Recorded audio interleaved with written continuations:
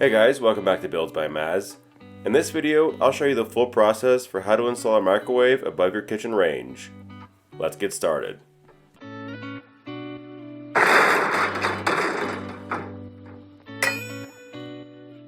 I'll be installing this low-profile Samsung microwave, but these steps will be similar for most microwaves.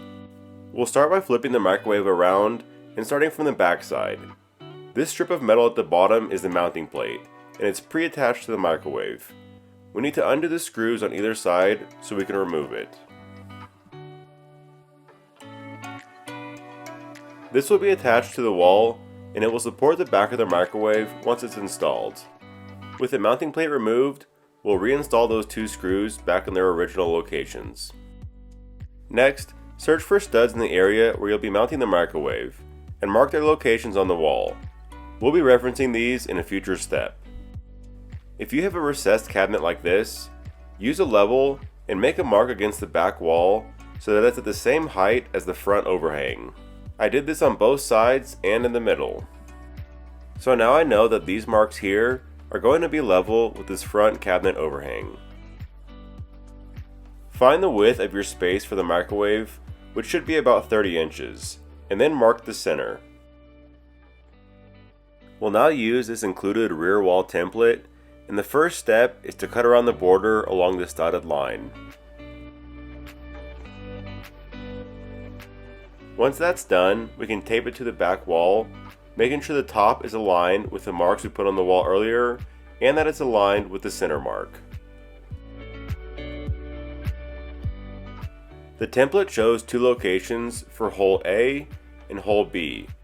This is where we'll drill and attach the mounting plate using these toggle bolts.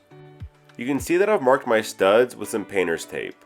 Now if this hole lined up with the stud, instead of a toggle bolt, we would use some wood screws. Neither my A or B hole locations line up with studs, so I'm going to drill two 5/8 inch holes into the drywall. However, we do need at least one stud supporting this mounting plate, so you can find a spot that lines up with a stud and drill a 3/16 inch pilot hole. Now with this silver cover panel in the back, and these exhaust vents up front, the microwave is set up to recirculate the air. But if you actually want to vent it outside, we're going to need to change the configuration. First, remove these two screws from the back and slide out the cover plate. This can then be stored in the slots on the back side of the microwave. Reinstall the back screw to secure it in place. We'll now install this vent on the top, which has this metal damper that only allows air to run in one direction. It just slides into the grooves and is secured with a screw in the back. Remember, this is only needed if you're venting the air out of your house. If you're just recirculating, you can leave the microwave as it is out of the box.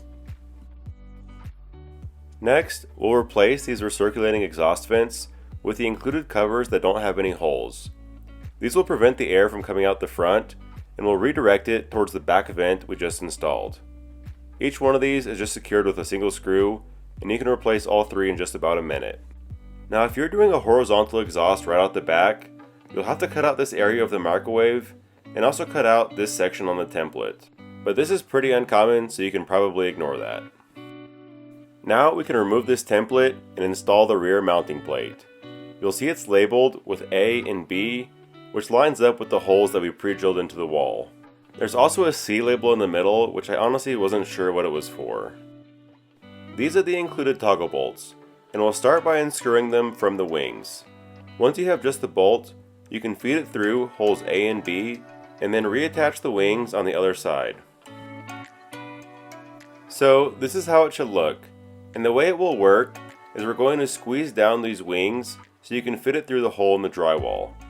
Once it's through, the wings will expand, and then we can tighten it up against the drywall from the back, which will secure the plate to the wall. Be sure to leave plenty of room right here so the wings can feed all the way through the drywall and have room to open up. I pushed both bolts through the drywall holes all the way until the wings opened up. You'll know they're open because you won't be able to pull the bolts back out through the hole. Then, using a drill, you can tighten up the bolts. I left them a little loose until I could line up my third hole, which is where the wood stud is. I used a long wood screw here and just drilled it in part way. I made any small adjustments needed to make sure the whole mounting plate was perfectly level. Then I fully tightened both toggle bolts and the wood screw. With that in place, we'll now use this upper cabinet template. Tape it to the underside of the cabinet where you're going to be installing your microwave. We're primarily looking at these drill locations labeled D and E.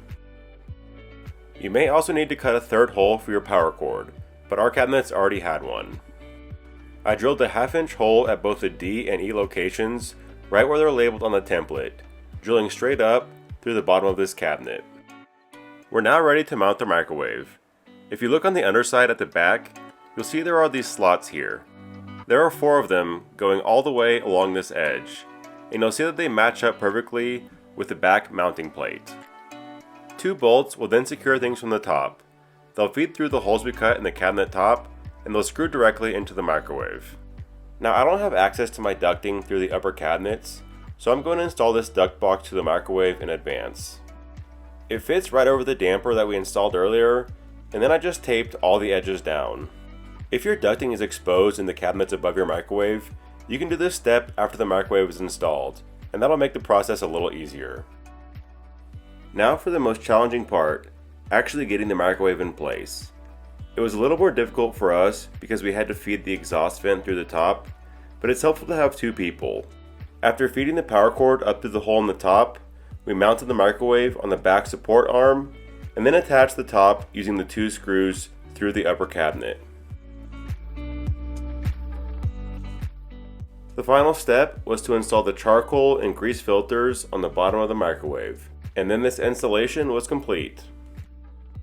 I hope this video has helped you with your own microwave installation, and don't forget to subscribe for more home DIY videos.